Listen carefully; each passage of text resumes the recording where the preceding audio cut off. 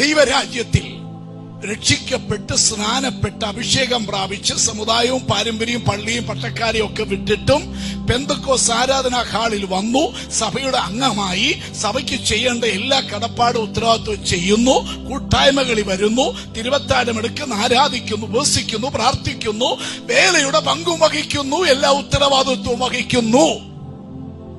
എന്നാലും ദൈവത്തിന്റെ രാജ്യത്തിൽ ചില സ്വഭാവക്കാർ കാണുകയില്ല. ദൈവരാജ്യത്തിൽ എന്നില്ല, ജഡപ്രവൃത്തിയില്ല.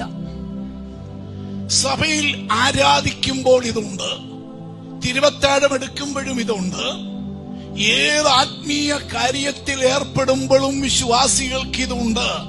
ഇതുള്ള വേലക്കാർ അനേകരുണ്ട്. ജഡപ്രവൃത്തി പക്ഷെ ഇത് സഭയിലേ കാണത്തുള്ളൂ, ദൈവരാജ്യത്തിൽ ഇതില്ല. ജഡപ്രവൃത്തി വീട്ടിൽ നടക്കും, സഭയിൽ നടക്കും, സമൂഹത്ത് സൊസൈറ്റിയിൽ നടക്കും, നിന്റെ ജോലി സ്ഥലത്ത് നടക്കൂ, നിന്റെ വ്യക്തി ജീവിതത്തിലോ കൂട്ടം ചേർന്നോ നടത്താൻ പറ്റൂ. പക്ഷെ ഇതൊന്നും ദൈവരാജ്യത്തിൽ കാണുകയില്ല.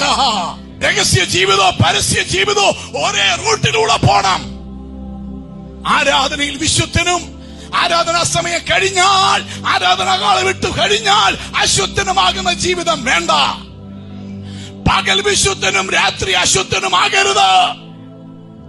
പ്രാർത്ഥിക്കുന്ന ഭാര്യയുടെ മുമ്പിൽ വിശുദ്ധനായ ഭർത്താവ് വീട് വിട്ട് പുറത്തിറങ്ങിയാൽ അശുദ്ധനും ജഡികനുമായ ഭർത്താവ് ആകരുത്. ആത്മീയനകത്തും പുറത്തും ആത്മീയനായിരിക്കണം. രഹസ്യ ജീവിതത്തിലും പരസ്യ ജീവിതത്തിലും ആത്മീയനായിരിക്കണം. അവൻ വിശുദ്ധനായിരിക്കണം. ഒരിക്കലും നമ്മൾ അഭിനയിക്കുന്നവരാകല്ല. നമ്മൾ വേഷം മാറുന്നവരെ പോലെ, നാടകം കളിക്കുന്നവരെ പോലെ, സാഹചര്യമനുസരിച്ച് അഭിനയിക്കുന്നവരാകല്ല. ഒറ്റ അഭിനയം, ഒറ്റ വസ്ത്രമേ ഉള്ളൂ, അത് ജീവിത വിശുദ്ധിയുടേതാകണം. ഇതാണ് ഒരു ഭക്തന്റെ ജീവിതം, ഇതാണ് ഒരു ആത്മീയന്റെ ജീവിതം. മനസ്സിലായോ?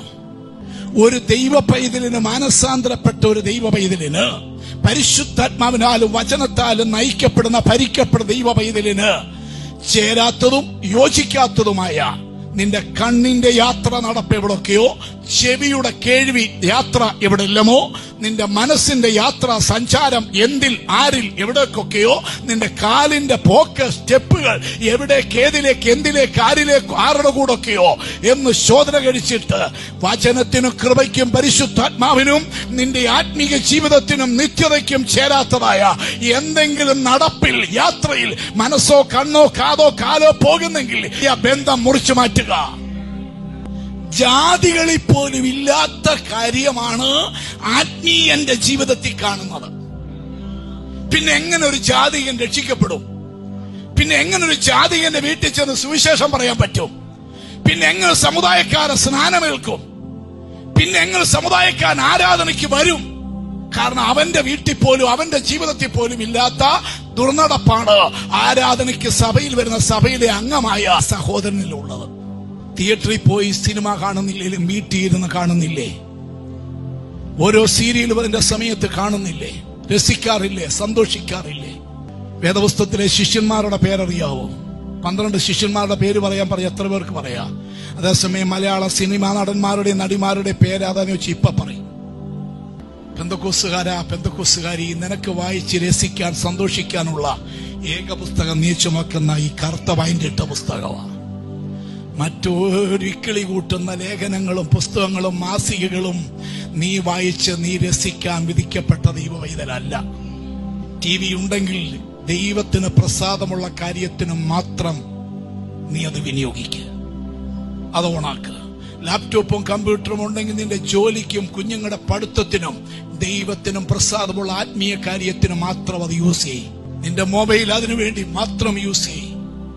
അശുദ്ധി പാടില്ല.